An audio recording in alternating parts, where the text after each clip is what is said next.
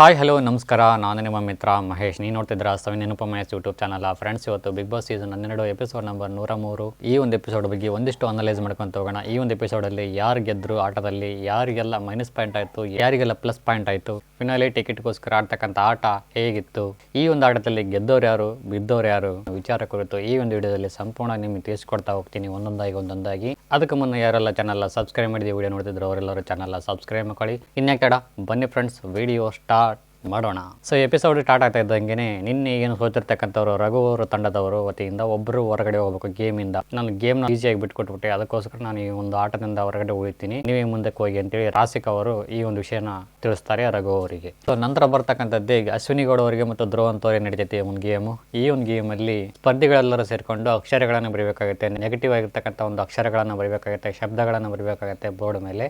ಅವುಗಳನ್ನು ಸ್ಪರ್ಧಿಗಳು ಅಂದರೆ ಪಾರ್ಟಿಸಿಪೇಟ್ ಮಾಡಿರ್ತಕ್ಕಂಥ ಸ್ಪರ್ಧಿಗಳು ಯಾರ್ಯಾರು ಧ್ರುವಂತವರು ಮತ್ತು ಅಶ್ವಿನಿ ಗೌಡ ಅವರು ಹೆಲ್ಮೆಟ್ ಇಂದ ಅಳಿಸಬೇಕಾಗುತ್ತೆ. ಆ ಒಂದು ನೆಗೆಟಿವ್ ಇರ್ತಕ್ಕಂಥ ಶಬ್ದಗಳನ್ನು ಅಳಿಸಿ ಹೆಚ್ಚು ಯಾರು ನೆಗೆಟಿವ್ ಶಬ್ದಗಳು ಉಳಿಸ್ಕೊಂಡಿರ್ತಾರೋ ಬೋರ್ಡ್ ಅಲ್ಲಿ ಅವರು ಈ ಒಂದು ತಂಡದಿಂದ ಸೋಲುತ್ತಾರೆ. ಕಡಿಮೆ ಒಂದು ಶಬ್ದಗಳು ಉಳಿದಿರ್ತಕ್ಕಂಥ ಬೋರ್ಡಲ್ಲಿ ಇರ್ತಕ್ಕಂಥವ್ರು ಅವರು ಈ ಒಂದು ಆಟದಿಂದ ಗೆಲ್ಲುತ್ತಾರೆ. ಸೊ ಈ ಒಂದು ಆಟದಲ್ಲಿ ಅಶ್ವಿನಿ ಗೌಡ ಅವರು ಗೆಲ್ತಾರೆ ಅಂತ ಹೇಳ್ಬೋದು. ಸೊ ಇದಾದ ನಂತರ ಗಿಲ್ಲಿದು ಕಾವ್ಯದು ಜಗಳ ಆಗುತ್ತೆ. ಈ ಒಂದು ಜಗಳ ಯಾಕಾಯ್ತು, ಎಲ್ಲಿಂದ ಆಯ್ತು, ಯಾವ ಒಂದು ಕಾರಣಕ್ಕೋಸ್ಕರ ಆಯ್ತು ಅಂತ ದೇವರಾಣೆ ಗೊತ್ತಾಗ್ಲಿಲ್ಲ ಗುರು. ಅದು ಹೆಂಗೆ ಎಡಿಟ್ ಮಾಡ್ತಾರೋ ದೇವರಾಣೆ ಗೊತ್ತಿಲ್ಲ. ಅದೇ ನಂತರ ಇನ್ನೊಂದು ಜಗಳ ಆರಂಭವಾಗುತ್ತೆ ಧ್ರುವಂತವ್ರದ್ದು ಮತ್ತು ಅಶ್ವಿನಿ ಗೌಡ ಅವ್ರದ್ದು ದೇವರ ಪೂಜೆಗೋಸ್ಕರ. ಸೊ ಇದಾದ ನಂತರ ಇನ್ನೊಂದು ಗೇಮ್ ಆರಂಭವಾಗುತ್ತೆ ಧ್ರುವಂತ್ಗೆ ಮತ್ತು ರಘು. ಈ ಒಂದು ಗೇಮಲ್ಲಿ ರಘು ಅವರು ಒಂದು ಉತ್ತಮ ಪ್ರದರ್ಶನ ಕೊಟ್ಟು ಈ ಒಂದು ಗೇಮಲ್ಲಿ ಗೆಲ್ತಾರೆ ಅಂತ ಹೇಳ್ಬೋದು. ಸೊ ನಂತರ ಬರ್ತಕ್ಕಂಥದ್ದೇ ಅಶ್ವಿನಿ ಗೌಡ ಅವರು ಮೋಟಿವೇಶನ್ ಸ್ಪೀಚ್ ಕೊಡ್ತಾರೆ ರಕ್ಷಿತಾ ಅವರಿಗೆ. ಜಾಸ್ತಿ ಇರೋಕ್ಕಾಗಲ್ಲ ಈ ಮನೆಯಲ್ಲಿ, ಆದಷ್ಟು ನಿಮ್ಮ ಒಂದು ಪ್ರಾಬ್ಲಮ್ ಏನೇನಿದೆಯೋ ಅವೆಲ್ಲನೂ ಸಾಲ್ವ್ ಮಾಡ್ಕೊಳಕ್ಕೆ ಪ್ರಯತ್ನ ಪಡು. ಧ್ರುವಂತವರೊಟ್ಟಿಗೆ ಇರ್ತಕ್ಕಂಥ ಒಂದು ಮನಸ್ತಾಪ ಏನಿದೆ ಅದನ್ನ ಆದಷ್ಟು ಕಡಿಮೆ ಮಾಡ್ಕೊಳ್ಳೋಕೆ ಪ್ರಯತ್ನ ಪಡು, ಹಂಗೆ ಹಿಂಗೆ ಅಂತೇಳಿ ಮೋಟಿವೇಶನ್ ಸ್ಪೀಚ್ ಕೊಡ್ತಾರೆ ರಕ್ಷಿತಾ ಅವರಿಗೆ. ರಕ್ಷಿತಾ ಅವರು ಸಹಿತ ಈ ಒಂದು ಮಾತಿಗೆ ಬದ್ಧರಾಗಿ ಸರಿ ನನಗೂ ಇಷ್ಟನೇ, ಧ್ರುವಂತ ಅಷ್ಟು ಕೆಟ್ಟವರಲ್ಲ ಅವರು ಅಂತೇಳಿ ಒಂದಿಷ್ಟು ವಿಷಯಗಳನ್ನು ಪ್ರಸ್ತಾಪಿಸ್ತಾರೆ ರಕ್ಷಿತಾ ಅವರು ಸಹ. ಸೊ ಇವರಿಬ್ಬರು ಮಾತಾಡೋದು ನೋಡಿ ಗಿಲ್ಲಿಯವರು ತುಂಬಾನೇ ಕಾಲು ಎಳಿತಾರೆ ಅಂತ ಹೇಳ್ಬೋದು ರಕ್ಷಿತಾನ. ನಿಮ್ಮಣ್ಣ ಹಂಗೆ, ನಿಮ್ಮ ಅವ್ವ ಹಿಂಗೆ ಅಂತೇಳಿ ನೋಡೋಕೆ ಒಂಥರ ಸಖತ್ತಾಗಿತ್ತು ಅಂತ ಹೇಳ್ಬೋದು. ಈ ಒಂದು ಫನ್ನಿ ಆಗಿರ್ತಕ್ಕಂಥ ಮಾತುಕತೆಗಳು, ಚೇಷ್ಟೆಗಳು, ರೇಗಿಸೋದು ನೋಡುಗರಿಗೆ ಒಂದಿಷ್ಟು ಕಾಮಿಡಿ ಭಾವನೆಗಳು ಮೂಡಿ ಬಂದು ಅಂತ ಹೇಳ್ಬೋದು ಈ ಒಂದು ಸಿಚುವೇಶನ್ ನಲ್ಲಿ. ಸೊ ಇದಾದ ನಂತರ ಬಿಗ್ ಬಾಸ್ ಇನ್ನೇನು ಮುಗಿತಾ ಬಂತು. ಗಿಲ್ಲಿಯವರೊಟ್ಟಿಗೆ ಏನಾದರೂ ಸ್ವಲ್ಪ ಪರ್ಸ್ನಲ್ ಆಗಿ ಮಾತಾಡೋಣ ಅಂತೇಳಿ ಬೀನ್ ಬ್ಯಾಗ್ನ ತಗೊಂಬಂದು ಕಳಿಸಿ ಆ ಕಡೆ ಇಟ್ಟಿರ್ತಾಳೆ. ಇಲ್ಲಿ ಬಂದು ಯಾರು ಕೊಡ್ಬೋದು, ಸಪ್ರೇಟ್ ಆಗಿ ಮಾತಾಡೋಣ ಅಂತೇಳಿ ಆ ಬೀನ್ ಬ್ಯಾಗ್ ತಗೊಂಡು ಆ ಕಡೆ ಇಡ್ತಾಳೆ. ಇನ್ನೇನು ಮಾತು ಶುರು ಮಾಡಬೇಕು ಅನ್ನೋದ್ರೊಳಗೆ ಕಾವ್ಯ ಬಂದ್ಬಿಡ್ತಾಳೆ. ಅಯ್ಯೋ ದುರ್ವಿಧಿಯೇ ಅಂದ್ಕೊಂಡು ಬನ್ನಿ ನೀವೇ ಮಾತಾಡಿ ಅಂತೇಳಿ ರಕ್ಷಿತಾ ಅವರು ಮುನಿಸ್ಕೊಳ್ತಾರೆ. ಅಲ್ಲ ಬಹುಶಃ ಏನಾದರೂ ಕಾವ್ಯ ಬರಲಿದ್ನಪ್ಪ ಅಂದರೆ ಏನಾಗಿರೋದು ಅಲ್ಲಿ ಸಿಚುವೇಶನ್ನು ಅಂತ, ಏನಾದರೂ ತಮ್ಮ ಒಂದು ಲವ್ ಸ್ಟೋರಿನ ಪ್ರಸ್ತಾಪಿಸಿದ್ಲ ಗಿಲ್ಲಿಯವರೊಟ್ಟಿಗೆ ಅಂತ ಗೊತ್ತಿಲ್ಲ, ಏನು ಬೇಕಾದ್ರೂ ಆಗಿರ್ಬೋದು. ಬಟ್ ಕಾವ್ಯ ಅವರು ಬಂದು ಡಿಸ್ಟರ್ಬ್ ಮಾಡಿದ್ರು. ಗಿಲ್ಲಿಗೆ ಮೋಟಿವೇಶನ್ ಸ್ಪೀಚ್ ಕೊಡ್ತಾಳೆ ರಕ್ಷಿತಾ ಅವರು.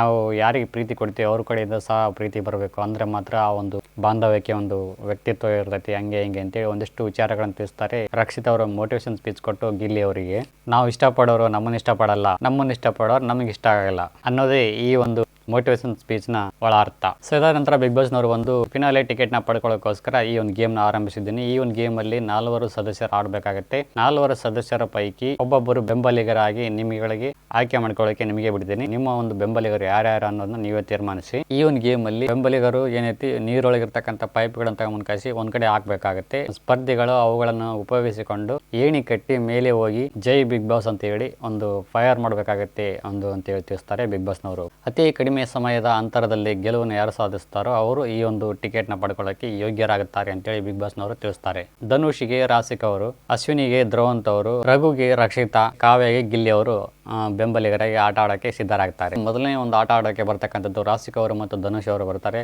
ತುಂಬಾನೇ ಒಂದು ಎಫರ್ಟ್ ಹಾಕಿ ಒಂದು ಗೇಮ್ನ ಆಡ್ತಾರೆ ಅಂತ ಹೇಳ್ಬೋದು. ಸೊ ನಂತರ ಬರ್ತಕ್ಕಂಥದ್ದೇ ಕಾವ್ಯ ಮತ್ತು ಗಿಲ್ಲಿ ಅವರು ಬರ್ತಾರೆ. ಇವರು ಒಂದು ಲೆವೆಲ್ ಆಡಿದರು, ಬಟ್ ಅಷ್ಟಾಗಿ ಇಂಪ್ರೆಸಿವ್ ಆಗಿ ಆಟ ಆಡಲಿಲ್ಲ ಅಂತ ನನ್ನ ಒಂದು ಅನಿಸಿಕೆ ಆಗುತ್ತೆ. ಗಿಲ್ಲಿಯವರು ಸಹ ಒಂದಿಷ್ಟು ಟಯರ್ಡ್ ಆಗಿಬಿಡ್ತೈತೆ ಅವರಿಗೂ ಸಹ, ಆಮೇಲೆ ಇವ್ರಿಗೂ ಸಹ ಟಯರ್ಡ್ ಆಗಿಬಿಡ್ತೈತೆ. ಮೇಲೆ ಓದಂತೆಲ್ಲ ಕಾವ್ಯ ಅವರಿಗೂ ಸಹ ಹೆದರಿಕೆ, ಭಯ ಆಗ್ತಾ ಇರ್ತೈತಿ. ಸೊ ಫೈನಲಿ ಈ ಒಂದು ಗೇಮು ಹೇಗಿತ್ತು ಅನ್ನೋ ವಿಚಾರಕ್ಕೆ ಬರೋದಾದ್ರೆ, ನನ್ನ ಪ್ರಕಾರ ಹೇಳೋದಾದ್ರೆ ಈ ಒಂದು ಗೇಮ್ ಧನುಷಿಗೆ ಮಾತ್ರ ಸೀಮಿತವಾಗಿತ್ತು ಅಂತ ನನಗನ್ಸುತ್ತೆ. ಯಾಕಂದಪ್ಪ ಅಂತಂದ್ರೆ ಅಲ್ಲಿ ಆಲ್ಮೋಸ್ಟ್ ಆಗಿ ಆಡ್ತಕ್ಕಂಥ ಸ್ಪರ್ಧಿಗಳೆಲ್ಲರೂ ತುಂಬಾನೇ ವೀಕ್ ಇರ್ತಕ್ಕಂಥ ಕಂಟೆಸ್ಟೆಂಟ್ಗಳು ಅಂತ ಹೇಳ್ಬೋದು. ಧನುಷಿಗೆ ಹೋಲಿಕೆ ಮಾಡಿಕೊಂಡ್ರೆ ತುಂಬಾನೇ ವೀಕ್ ಇರ್ತಕ್ಕಂಥ ಕಂಟೆಸ್ಟೆಂಟ್ಗಳು ಅಂತ ಹೇಳ್ಬೋದು. ಧನುಷಿಗೆ ಟಕ್ಕರ್ ಕೊಡ್ತಕ್ಕಂಥ ಸ್ಪರ್ಧಿಗಳು ಇಲ್ಲದೆ ಇರೋದೇ ವಿಪರ್ಯಾಸ. ಸೊ ಈ ಒಂದು ಗೇಮ್ ನ ನೋಡ್ತಾ ಇದ್ದನಪ್ಪ ಅಂದ್ರೆ ಸೊ ಫೈನಲ್ ಆಗಿ ಪ್ರೇಕ್ಷಕರು ಅಂದಾಜು ಮಾಡಬಹುದು ಈ ಒಂದು ಗೇಮ್ ನ ಪಕ್ಕ ಧನುಷ್ ಅವರು ಗೆಲ್ತಾರೆ, ಪಕ್ಕ ಕನ್ಫರ್ಮ್ ಮಾಡ್ಕೋಬಹುದು. ಧನುಷಿಗೆ ಟಕ್ಕರ್ ಕೊಡ್ತಕ್ಕಂಥ ಕಾಂಪಿಟೇಟರ್ ಯಾರಿದ್ದಾರೆ ಗುರು ಇಲ್ಲಿ? ಕಾವ್ಯನ ಗಿಲ್ಲಿನ ಹೋಲಿಕೆ ಮಾಡ್ಕೊಂಡಪ್ಪ ಅಂದ್ರೆ ಅಷ್ಟಕ್ಕಷ್ಟೇ. ಇನ್ನು ಧ್ರುವಂತ್ ಮತ್ತು ಅಶ್ವಿನಿ ಗೌಡ ಅವ್ರ ವಿಚಾರಕ್ಕೆ ಬಂದಪ್ಪ ಅಂದರೆ ಅಶ್ವಿನಿ ಗೌಡ ಅವರು ತುಂಬಾ ಆ ಒಂದು ಏಜಲ್ಲಿ ಅಷ್ಟು ಏಣಿ ಕಟ್ಟಿ ಅಲ್ಲಿ ಮೇಲೆ ಹೋಗಿ ಕಡಿಮೆ ಸಮಯದ ಅಂತರದಲ್ಲಿ ಇವ್ರು ಮಾಡ್ತಾರೆ ಅನ್ನೋದು ಡೌಟು. ಇನ್ನು ರಘು ಮತ್ತು ರಕ್ಷಿತಾ ಅವ್ರ ವಿಚಾರಕ್ಕೆ ಬಂದಪ್ಪ ಅಂದರೆ ಆಯಿತು, ಇಲ್ಲಿ ಮೈನಸ್ ಪಾಯಿಂಟ್ ಆಗ್ತಕ್ಕಂಥದ್ದು ಇಬ್ಬರಲ್ಲಿ ಇದೆ.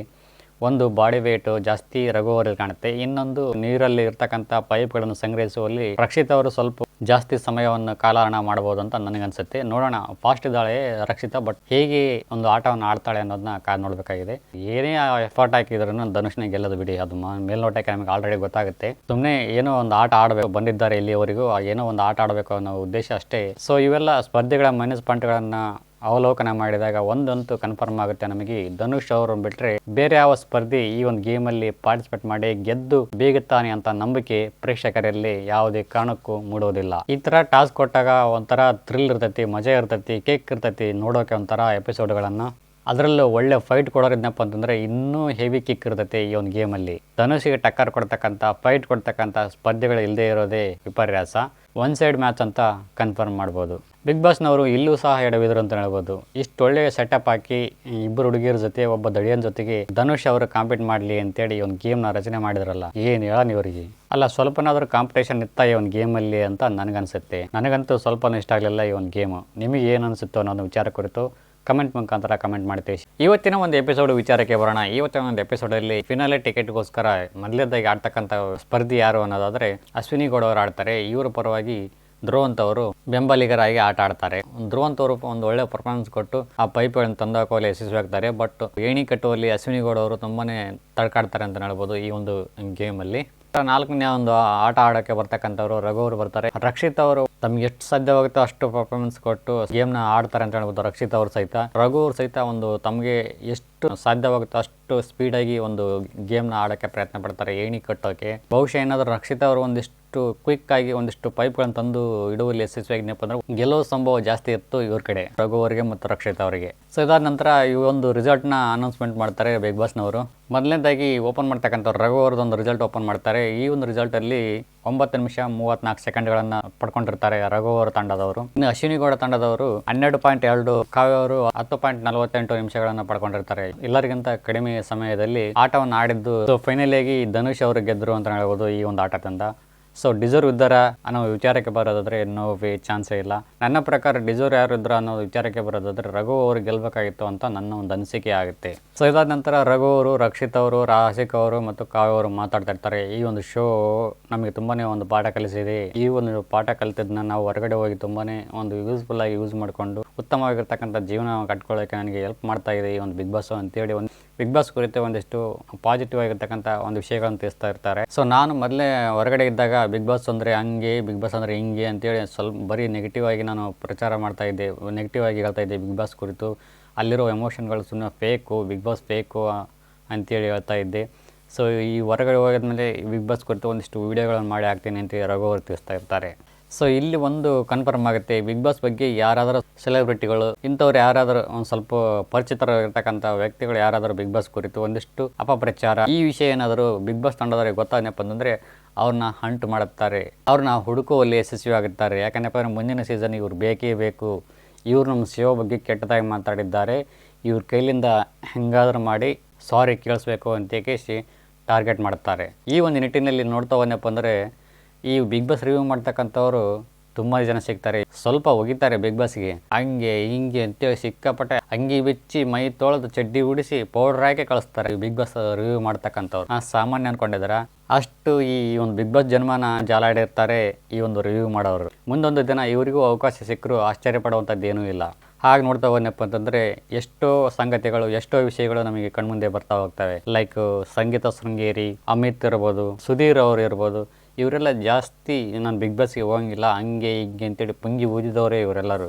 ಇವ್ರನ್ನೇ ಕರ್ಕೊಂಬಂದು ಇವ್ರ ಕೈಲಿಂದ ಸಾರಿ ಕೇಳಿಸಿ ಇವರಿಂದನೇ TRP ತಗೊಳ್ಳುವಲ್ಲಿ ಯಶಸ್ವಿ ಆಗ್ತಾರೆ ಈ ಒಂದು ತಂಡದವರು. ಸೊ ಇದಾದ ನಂತರ ನಂದಗೋಕಲ ಒಂದು ಧಾರಾವಾಹಿ ತಂಡದವರು ಬರ್ತಾರೆ. ಲವ್ ಮ್ಯಾರೇಜ್ ಮತ್ತು ಅರೇಂಜ್ ಮ್ಯಾರೇಜ್ ಬಗ್ಗೆ ಒಂದಷ್ಟು ವಿಚಾರ ವಿನಿಮಯ ಪ್ರಸ್ತಾಪವಾಗ್ತವೆ ಈ ಒಂದು ಚಟುವಟಿಕೆಯಲ್ಲಿ. ಸದಸ್ಯರಿಗೆ ಏನೇನು ಅನಿಸುತ್ತೋ ಅವರೆಲ್ಲರೂ ಹೇಳ್ತಾರೆ, ಆಮೇಲೆ ಸ್ಪರ್ಧೆಗಳಿಗೆ ಅವ್ರಿಗೆ ಏನೇನು ಅನಿಸುತ್ತೋ ಅವರೆಲ್ಲರೂ ಹೇಳ್ತಾರೆ ಈ ಒಂದು ಚಟುವಟಿಕೆಯಲ್ಲಿ. ನಂತರ ಬರ್ತಕ್ಕಂಥದ್ದೇ ಕಳಪೆ ಮತ್ತು ಉತ್ತಮ ಒಂದು ಪ್ರಕ್ರಿಯೆ. ಕಳಪೆ ಮತ್ತು ಉತ್ತಮನ ಯಾವ ಒಂದು ಆಧಾರದ ಮೇಲೆ ಕೊಡ್ತಾ ಇದ್ದಾರೆ ಬಿಗ್ ಬಾಸ್ ಮನೆಯ ಸ್ಪರ್ಧೆಗಳು ಅಂತ ನನಗನ್ಸುತ್ತೆ.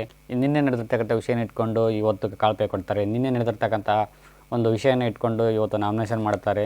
ಸಿಲ್ಸಿಲಿಯಾಗಿ ಕಳಪೆ ಮತ್ತು ಉತ್ತಮವನ್ನು ಕೊಡುವಲ್ಲಿ ಯಶಸ್ವಿ ಆಗ್ತಾ ಇದ್ದಾರೆ. ಇಡೀ ಒಂದು ಸೀಸನ್ ಮುಗಿತಾ ಬಂತು, ಆದ್ರೂ ಒಂದು ಪ್ರಾಪರ್ ಆಗಿರ್ತಕ್ಕಂಥ ರೀಸನ್ ಕೊಡಕ್ಕೆ ಬರ್ತಾ ಇಲ್ಲ ಸ್ಪರ್ಧಿಗಳಿಗೆ. ಹೋಗಲಿ ಬಿಡಿ, ಇವನ್ನೆಲ್ಲ ಮಾತಾಡ್ತಾ ನೆಪನ್ ತಲೆಗೆ ಟಾಪ್ ಆಗ್ತದೆ ನಮಗೆ. ಸೊ ಮನೆಯವರೆಲ್ಲ ಸೇರಿಕೊಂಡು ಉತ್ತಮನ ಅಶ್ವಿನಿಯವರು ಕೊಡ್ತಾರೆ, ಧ್ರುವಂತಿಗೆ ಕಳಪೆ ಪಟ್ಟ ಕೊಡ್ತಾರೆ. ಒಂದಿಷ್ಟು ಗೊಂದಲಗಳು ಶುರುವಾಗ್ತವೆ ಈ ಒಂದು ಚಟುವಟಿಕೆಯಲ್ಲಿ. ಮೇಯ್ನ್ ಹೈಲೈಟ್ ಆಗಿರ್ತಕ್ಕಂಥ ಯಾವ ವಿಷಯ ಅನ್ನೋದಾದರೆ, ಗಿಲ್ಲಿ ಅಶ್ವಿನಿಯವರಿಗೆ ಉತ್ತಮ ಕೊಟ್ಟನಪ್ಪ ಅಂತಂದರೆ ಕಳಪೆನ ಧ್ರುವಂತ್ ಅವ್ರಿಗೆ ಕೊಡ್ತಾನೆ. ಇಲ್ಲಿ ಗಿಲ್ಲಿಯವರು ಧ್ರುವಂತ್ ಮತ್ತು ಅಶ್ವಿನಿ ಗೌಡ ಅವ್ರ ನಡುವೆ ತಂದಿಡುವ ಪ್ರಯತ್ನ ಮಾಡಿದರು, ಅದಾಗಲಿಲ್ಲ. ಆಲ್ರೆಡಿ ಆ ಒಂದು ವಿಷಯನ ಪ್ರಸ್ತಾಪ ಮಾಡಿರ್ತಾರೆ ಧ್ರುವಂತ್ ಅವರು ಅಶ್ವಿನಿ ಗೌಡ ಅವರಿಗೆ. ಸೊ ಈ ಒಂದು ನಿಟ್ಟಿನಲ್ಲಿ ಸಕ್ಸಸ್ ಆಗದೇ ಫೇಲ್ಯೂರ್ ಆದರು ಅಂತ ಹೇಳ್ಬೋದು ಗಿಲ್ಲಿಯವರು. ರಾಸಿಕ್ ಅವರು ರಕ್ಷಿತ್ ಅವರಿಗೆ ಕಳಪೆ ಕೊಡ್ತಾರೆ. ಬೀನ್ ಬ್ಯಾಗ್ ಅಲ್ಲಿ ಹೋಗಿ ಎತ್ತಿಟ್ಟೆ ನೀನು, ಅದಕ್ಕೋಸ್ಕರ ನಾನು ನಿನಗೆ ಕಳಪೆ ಕೊಡ್ತಾ ಇದ್ದೀನಿ, ಗಿಲ್ಲಿಯವ್ರ ಜೊತೆಗೆ ನಾನು ಮಾತಾಡಬಾರ್ದಾ ಹಂಗೆ ಹಿಂಗೆ ಅಂತೇಳಿ ಸಿಲ್ಲಿ ರೀಸನ್ ಕೊಡ್ತಾರೆ ರಾಸಿಕ್ ಅವರು. ಪ್ರಾಪರ್ ಆಗಿರ್ತಕ್ಕಂಥ ರೀಸನ್ ಕೊಡಬೇಕು, ಹಂಗೆ ಕೊಡಬೇಕು ಹಿಂಗೆ ಕೊಡಬೇಕು ಅಂತೇಳಕ್ಕೆ ಇದು ಪ್ರಾಪರ್ ರೀಸನ್ನ ಹೇಳವ ರಾಸಿಕಮ್ಮ. ಮೊನ್ನೆ ಬಾತ್ರೂಮ್ ಹತ್ರ ಸೂರಜ್ಗೆ ಮತ್ತು ರಾಸಿಕಗೆ ಜಗಳ ಆಗ್ತಾ ಇರ್ತೈತಿ. ಈ ಒಂದು ನಿಟ್ಟಿನಲ್ಲಿ ಸೂರಜ್ಗೆ ಒಂದಿಷ್ಟೇನೋ ಹಿತವಚನಗಳನ್ನು ಒಂದಿಷ್ಟೇನೋ ಹೇಳ್ತಾ ಇರ್ತಾರೆ ರಕ್ಷಿತ್ ಅವರು. ಸಾಗ ಸಡನ್ಲಿ ಬಂದು ಕಸಿ ನೀನು ಇದರಲ್ಲಿ ತಲೆ ಹಾಕ್ಬೇಡ, ನೀನು ಇದರಲ್ಲಿ ಇಂಟರ್ಫಿಯರ್ ಆಗಬೇಡ ಅಂತ ಹೇಳಿದ್ರಲ್ಲಮ್ಮ, ಇದು ಯಾವ ನ್ಯಾಯ? ಅಲ್ಲೊಂದು ನ್ಯಾಯನ ಇಲ್ಲೊಂದು ನ್ಯಾಯನ? ತನ್ನ ತಟ್ಟೆಯಲ್ಲಿ ನೊಣ ಬಿದ್ದು ಓದಾಡಕತೈತಿ, ಬೇರೋ ತಟ್ಟೆಯಲ್ಲಿ ಹೇಳ್ತಾಳೆ ನೋಡಿ ನಿನ್ನ ತಟ್ಟೆಯಲ್ಲಿ ಇರು ಬಿದ್ದು ಓದಾಡಕತೈತಿ ಅಂತೇಳಿ. ಹಂಗಾಯ್ತು ಈ ಒಂದು ಪರಿಸ್ಥಿತಿ. ನಂತರ ಧನುಷ್ಗೆ ಒಂದು ಒಳ್ಳೆ ಕೌಂಟರ್ ಕೊಟ್ಟರು ಅಂತ ಹೇಳ್ಬೋದು ರಕ್ಷಿತ. ಕೊನೆಗೆ ಬರ್ತಿದ್ದಂಗೆ ರಕ್ಷಿತ ಧನುಷ್ಗೂ ಬಿಡಲಿಲ್ಲ. ಸೊ ಮನೆಯವರೆಲ್ಲರ ಪ್ರಕಾರ ಧ್ರುವಂತ್ ಅವರು ಕಳಪೆ ಆದ್ನಪ್ಪ ಅಂದರೆ ಅಶ್ವಿನಿ ಗೌಡ ಅವರು ಉತ್ತಮ ಆಗ್ತಾರೆ. ಸೊ ಡಿಸರ್ವ್ ಇದ್ದಾರಾ ಅನ್ನೋ ಒಂದು ವಿಚಾರಕ್ಕೆ ಬರೋದಾದರೆ ನೋ ಚಾನ್ಸೇ ಇಲ್ಲ. ನನ್ನ ಪ್ರಕಾರ ಕಳಪೆ ಕಾವ್ಯ ಅಥವಾ ಗಿಲ್ಲಿ ಆಗಬೇಕಾಗಿತ್ತು, ಇವರಿಬ್ಬರಲ್ಲಿ ಯಾರಾದರೂ ಒಬ್ಬರು. ಸೊ ವಾರ ಪೂರ್ತಿ ಪರ್ಫಾರ್ಮೆನ್ಸ್ ನೋಡೋಕೆ ಹೋದ್ನಪ್ಪ ಅಂದರೆ ಇವರಿಬ್ಬರ ಕಡೆಯಿಂದ ಕಾಂಟ್ರಿಬ್ಯೂಷನ್ ಸ್ವಲ್ಪ ಕಡಿಮೆ ಇದೆ ಅಂತ ಹೇಳ್ಬೋದು. ಉತ್ತಮನ ನಾನು ಅಶ್ವಿನಿಯವರಿಗೆ ಕೊಡೋಕ್ಕೆ ಪ್ರಯತ್ನ ಪಡ್ತೀನಿ. ಈ ವಾರ ಬೆಟ್ರಾಗಿ ಪರ್ಫಾರ್ಮೆನ್ಸ್ ಮಾಡಿದರು ಅಶ್ವಿನಿ ಗೌಡ ಅವರು. ಇದಾಗಿತ್ತು ವಿಡಿಯೋ ಇಷ್ಟ ಆದರೆ ಲೈಕ್ ಮಾಡಿ, ಕಮೆಂಟ್ ಮಾಡಿ, ಶೇರ್ ಮಾಡಿ ಅಂತ ಹೇಳ್ತಾ thank you for watching. Thank you, bye.